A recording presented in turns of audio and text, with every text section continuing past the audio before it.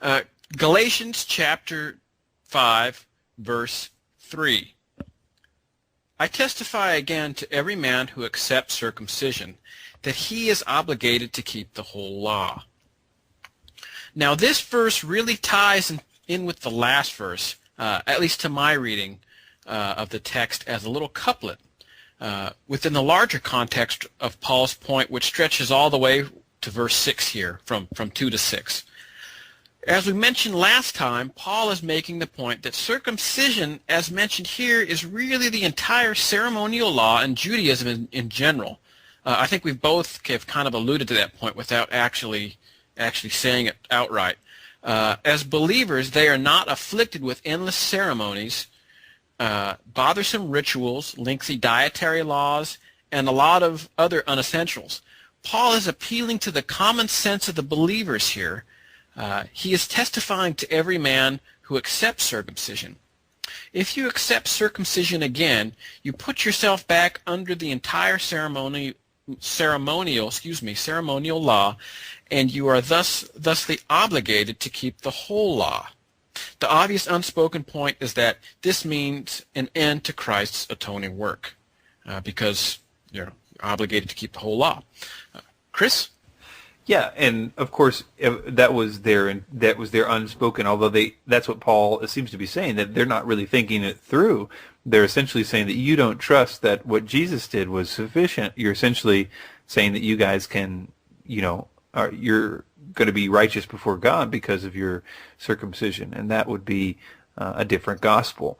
And if they want that gospel other than the other one, the interesting enigmatic parts of these verses seem to suggest that it's possible, if you really, really want it, to go back under the law, which would be a terrible, terrible thing to do. But again, it is all about their intent. They had here these false teachers that were trying to get them to do just that. And Paul talks about them here in just a few verses. So he says, I testify again that every man that is circumcised, that he is a debtor to do the whole law. It's interesting to note that Paul is accustomed to viewing circumcision in two different aspects in his writings.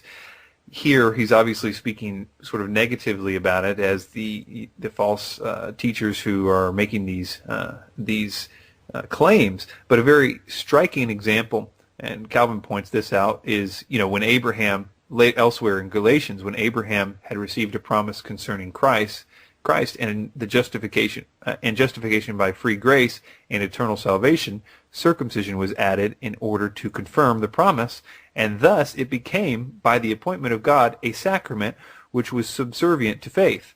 Next come the false apostles who pretend that it is meritorious work and recommend the observance of the law, making a profession of obedience to it by signifying by circumcision as initiatory rite. Paul makes no reference here to the appointment of God, but attacks the unscriptural views of the false apostles.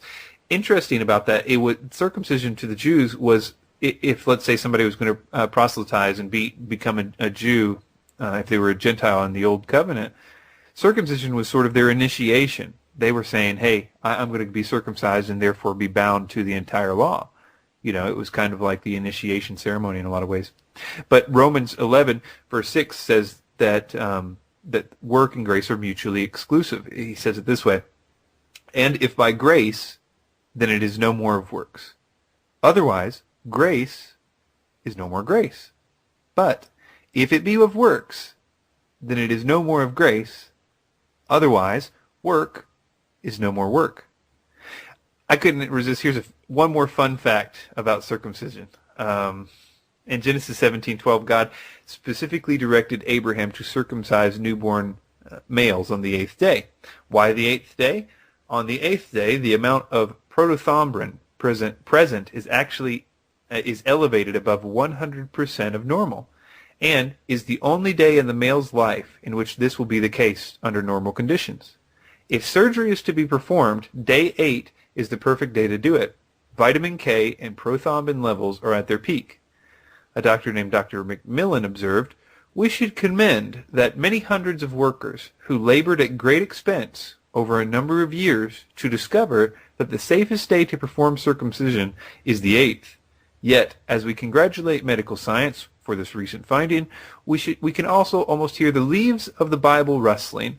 They would like to remind us that 4,000 years ago, When God initiated circumcision with Abraham, Abraham did not pick the 8th day after many centuries of trial and error experiments.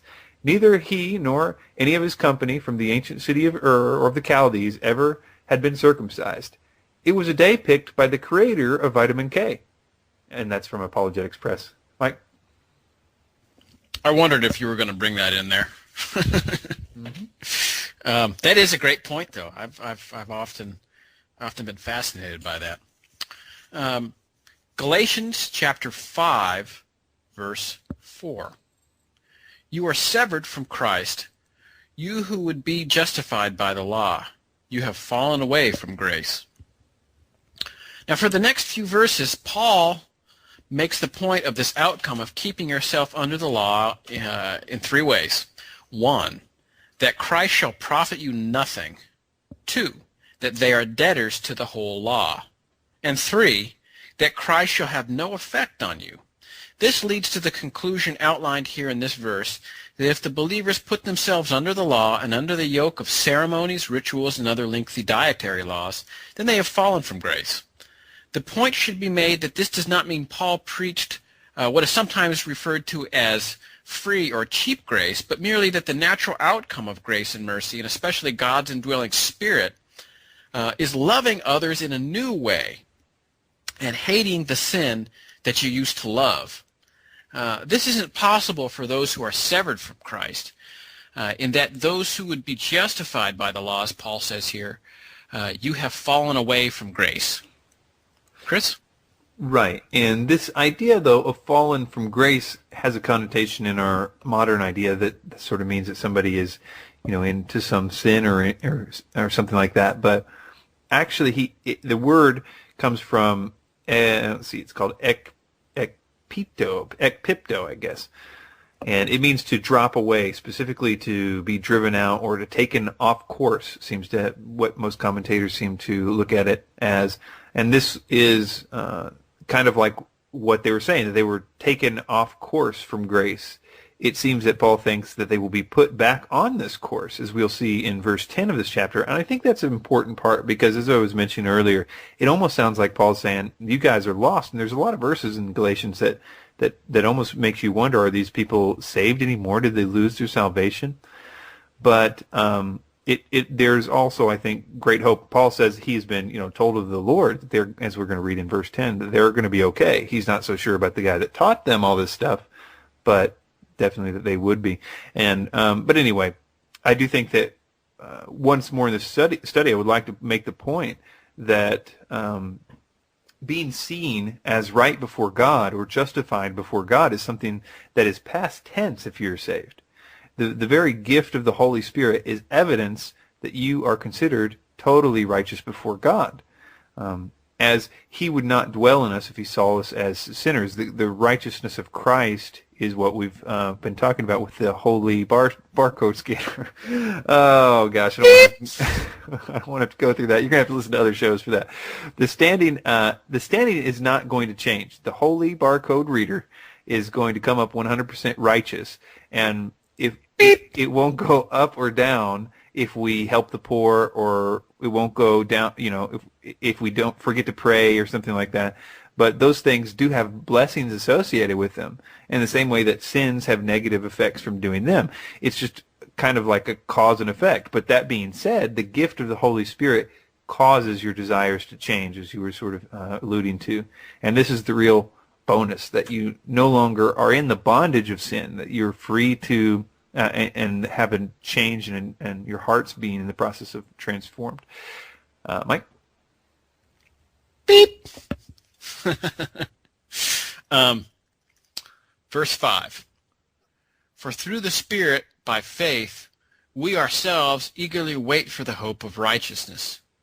Now this is an interesting point Paul makes here. The faith that we have here, according to this verse, comes through the Spirit. Now, if we were to take all the passages in the Bible together about the workings of faith, we would find that our responsibility is certainly not just to sit around on our duffs and wait for God to change us. And from this passage, it's not just us either. I would posit that it's both. As Chris said, you can't do things to make make you more holy. Chris and I often joke, we say about, when we have a good week and God is really moving and we've really done a lot of things, and it's really seemed like, through our actions, quote unquote, God's kingdom is advanced. We tend to joke about it and say, wow, I'm extra saved this week. Nothing could be further than the truth. David Guzik, who we stole that quote from, goes on to say, you're extra deceived if you're thinking like that.